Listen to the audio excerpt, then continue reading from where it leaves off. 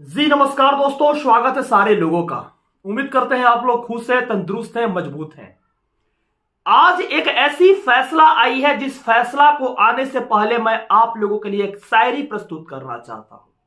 पल पल तरसे थे एक पल के लिए, वो पल भी आया था एक पल के लिए। सोचा था उस पल को सबसे हंसी पल बना दूं, लेकिन वह पल भी रुका था एक पल के लिए। दोस्तों, इसमें कोई दो राय नहीं है कि आज की जो फैसला आई है शिक्षा विभाग के इतिहास में अब तक का सबसे बड़ा फैसला है। इसको मैं दिल से सैल्यूट करता हूं, लड़ने वाले को भी और इस फैसला को लाने वाले को भी, उन एडवोकेट को भी और उन फैसलाकर्ता को भी जिन्होंने इस फैसला को दिया और 14 लाख स्टूडेंट की जिंदगी पर एक ऐसी मुहर लगा दी जो शब्दों में व्यक्त नहीं किया जा सकता है। दोस्तों, आज बिहार के शिक्षा व्यवस्था की स्थिति कुछ इस प्रकार बदलती नजर आ रही है, जिसको पन्ने दर पन्ने हर एक विषय वस्तु को खोलेंगे। आज उस विषय वस्तु में क्या क्या हुई है और आने वाली दौर में क्या क्या होगी उसके ऊपर भी चर्चा करने वाले हैं। लेकिन आप लोगों को आज के वीडियो स्किप करने से पहले हर एक सारांश को, हर एक तथ्य को पूर्ण रूप से देखिए और उस सुप्रीम कोर्ट की जजमेंट को पूर्ण रूप से देखिए, जिस जजमेंट के आधार पर पूरी ये बहाली की प्रक्रिया टीआरई 1, टीआरई 2, टीआरई 3 की क्या निष्कर्ष है, इस निष्कर्ष के ऊपर भी चर्चा करेंगे और आने वाली दौर में कौन कौन सी परिघटना होने वाली है उस परिघटना के ऊपर भी चर्चा होगी। दोस्तों, सबसे पहले मैं आपको आभार अभिनंदन करता हूं, आपको दिल से प्रणाम करता हूं और आपके माता पिता को भी मैं दिल से प्रणाम करता हूं। सबसे बड़ी एक बात यह है कि 14 लाख कैंडिडेटों के द्वारा जो 15-15 हजार रुपया दिया गया था, यानी लगभग भारत सरकार को 100 करोड़ से ऊपर पैसा दिया गया 14 लाख कैंडिडेटों के द्वारा। आज जो बहुत बड़ी फैसला एक चेंज होकर आई है सुप्रीम कोर्ट से, यानी यह कह सकते हैं कि एनआईएस कैंडिडेट जो डिग्री जिनकी ऑलरेडी व्यवस्थित रूप से होकर देखा जाए तो डिस्पोज हो गई थी, उनकी केस ऑलरेडी खत्म किया जा चुका था। यह कोर्स को केवल सर्विस मैटर कोर्स बताया गया था। इस कोर्स में एक बहुत बड़ी उलटफेर हुई और हर एक कैंडिडेटों के लिए यह कोर्स लागू हो गया।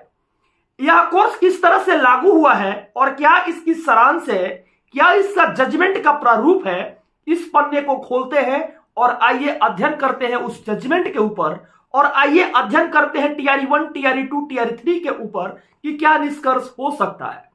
सबसे पहले मैं बात करूंगा पॉइंट नंबर 3 की। वही पॉइंट नंबर 3 जो जजमेंट की आधार को बनाया गया और जजमेंट में जिस पॉइंट नंबर 3 की चर्चा की जा रही है, यह आपके स्क्रीन के ऊपर पॉइंट नंबर 3 को मैं रखता हूं और पॉइंट नंबर 3 में जो लिखा हुआ है इसको मैं बोलता हूं।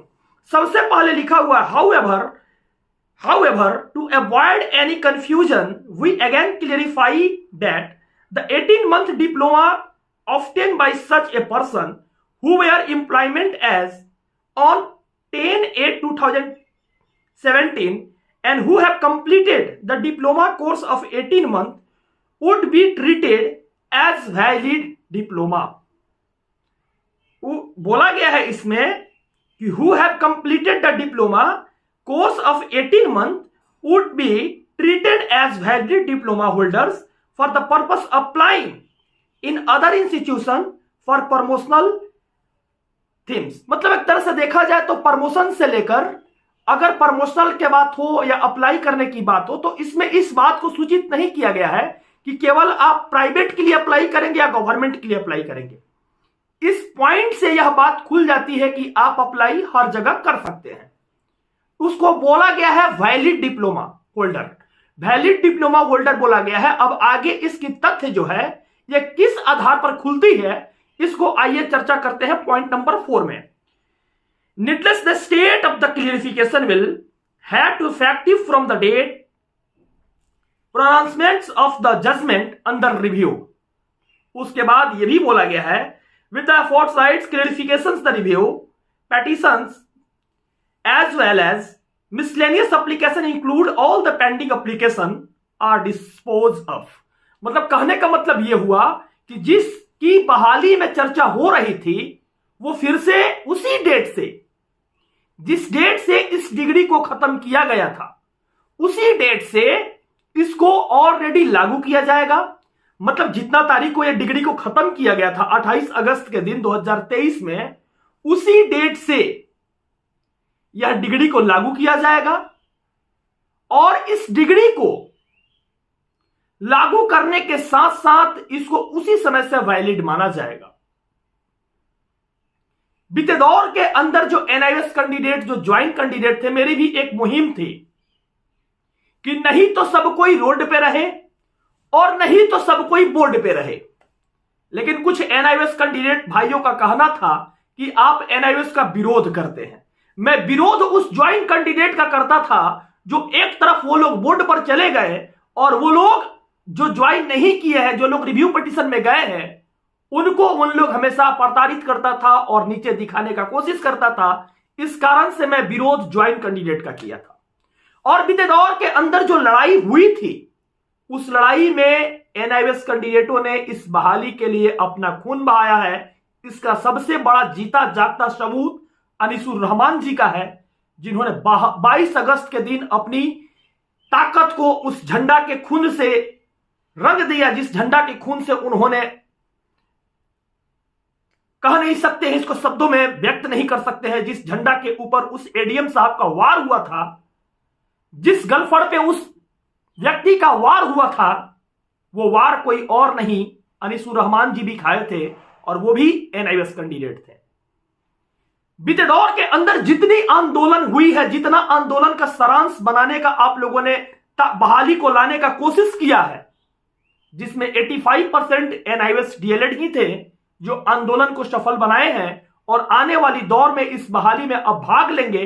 उम्मीद है कि वो लोग एक मजबूत कड़ी के साथ जुड़कर उनके साथों के क्या एक अलग ही स्वावलंबन बनेंगे। इसके साथ साथ आगे बढ़ने वाली जो प्रक्रिया है, इसमें डोमिसाइल की लड़ाई जो लड़ रहे हैं, जैसे बीपीएससी के थ्रू जो लड़ाई हो रही है, बीते दौर में झारखंड के अंदर भी आप लोगों ने देखा होगा कि 100% डोमिसाइल की बात हो रही और उस पर अमल भी किए सरकार ने। लेकिन बिहार सरकार की ऐसी परिस्थिति है जो संविधान को लगा देती है बीच में और संविधान को लगाने के बाद कहती है कि हम लागू नहीं कर सकते।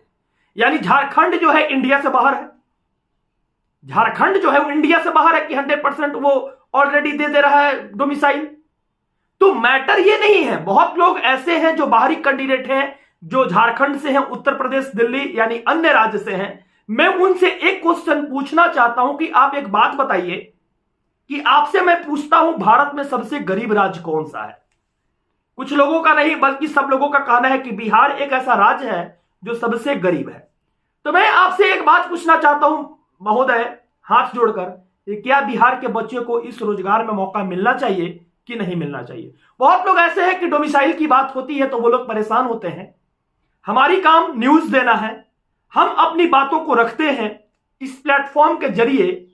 और इस पे एक बात मैंने कहा कि एनआईएस डिग्री जो लोग रिव्यू पिटीशन में गए थे, उन्होंने जिस जीत को हासिल किया है वो आने वाली समय में शिक्षा व्यवस्था में यादगार पल बनकर साबित होगी।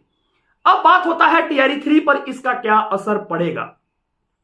जब वैलिड जजमेंट कहा है फॉर द अदर एप्लीकेंट में, जो बहाली में जो स्वरूप है, ये तो उसमें स्पेशल ये नहीं कहा। जब भी बहाली में भाग लेने की बात होती है, जब भी अप्लाई करने की बात होती है, तो वो तो प्राइवेट में तो नाम के बराबर अप्लाई लोग करता है।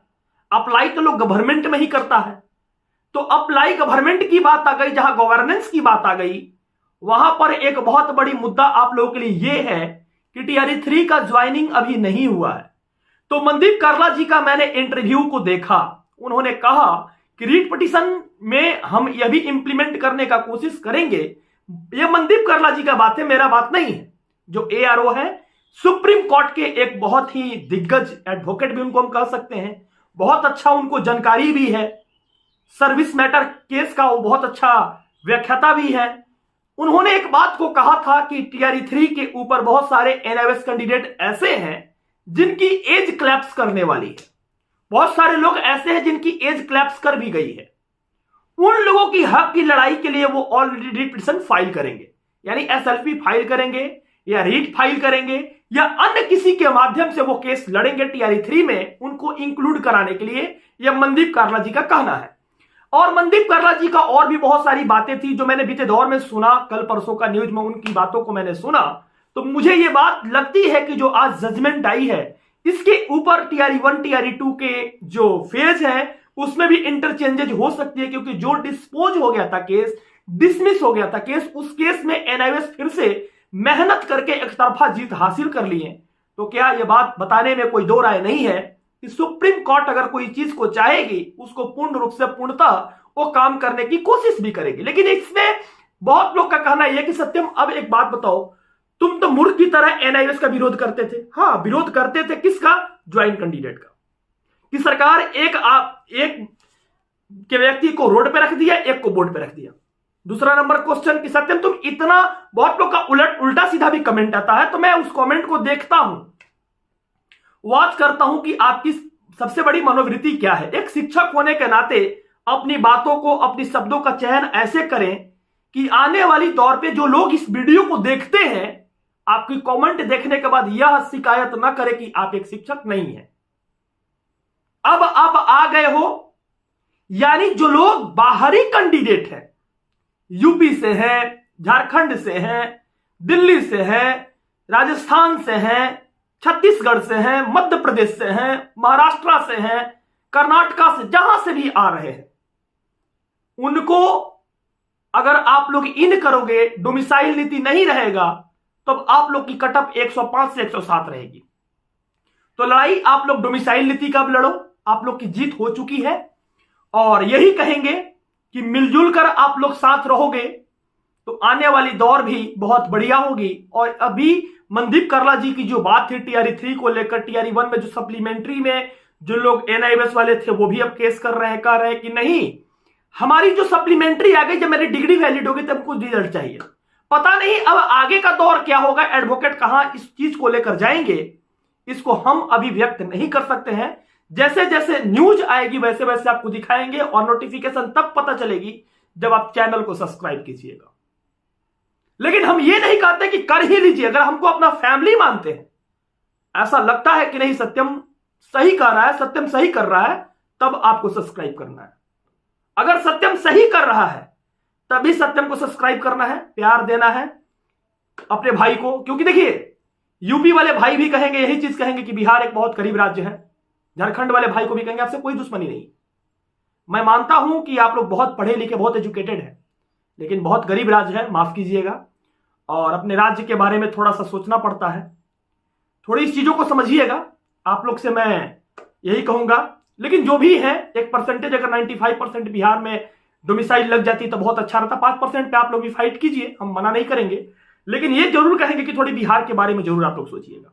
अगर वीडियो अच्छी लगी हो तो उम्मीद करते हैं कि आप लोग शेयर जरूर कीजिएगा, और एक लाइक जरूर बनता है आपके तरफ से। धन्यवाद, बहुत बहुत शुक्रिया, बहुत बहुत शुक्रिया।